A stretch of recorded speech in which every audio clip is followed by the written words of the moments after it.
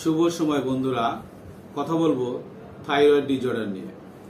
আপনি কিভাবে বুঝবেন যে আপনার থাইরয়েড হরমোনের পরিমাণ কমে গেছে কিনা, অথবা আপনি কিভাবে বুঝবেন যে আপনার শরীরে থাইরয়েড হরমোনের পরিমাণ বেড়ে গেছে কিনা।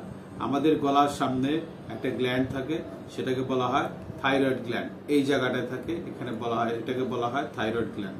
এই থাইরয়েড গ্ল্যান্ড যদি থাইরয়েড হরমোন ঠিকমতো তৈরি না করে, তাহলে আমাদের শরীরে কি কি সমস্যা হয়। যদি থাইরয়েড হরমোন কমে যায়, তাহলে আমাদের কিছু সমস্যা হয়ে থাকে।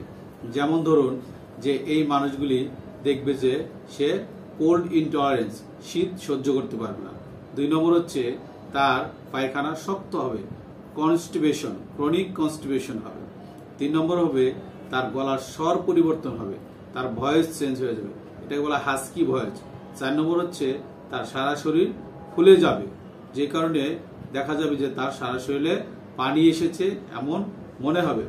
5 নম্বর হচ্ছে সে ঝিমোবে, অল্পতেই ঝিমোবে।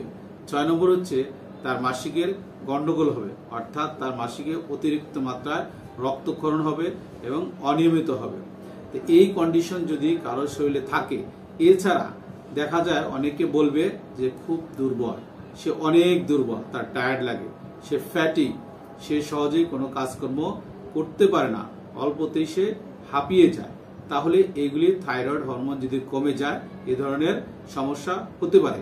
এছাড়া থাইরয়েড হরমোন কমে গেলে তার হার্ট ফেলিওর হতে পারে, হার্টের চারদিকে পানি জমে, তার পেটে পানি আসতে পারে, তার ফুসফুসে পানি আসতে পারে।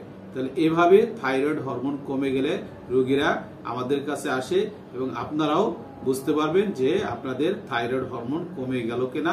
সেভাবে চিকিৎসকের কাছে যাবেন, চিকিৎসা নেবেন।